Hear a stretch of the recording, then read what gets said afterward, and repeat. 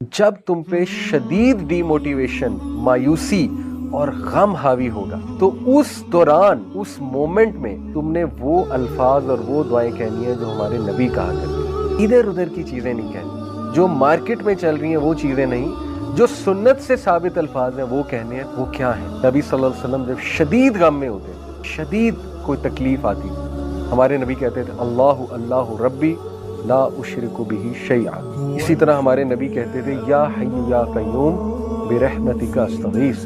इसी तरह हमारे नबी कहा करते थे ला इलाहा इल्लल्लाहुल अज़ीमुल हलीम, ला इलाहा इल्लल्लाहु रब्बुल अर्शिल अज़ीम, ला इलाहा इल्लल्लाहु रब्बुस समावाति व रब्बुल अर्ज़ि व रब्बुल अर्शिल करीम। इसी तरह नबी सल्लल्लाहु अलैहि वसल्लम ने सिखाया कि जब तुम पे रिग्रेट हावी हो जाए, तुम कहो मेरे साथ ये क्यों हुआ, काश ऐसा हो जाता तो ना होता, काश ये हो जाता तो ना होता, तो कहो क़द्दर अल्लाहु व मा शाअ फ़अल।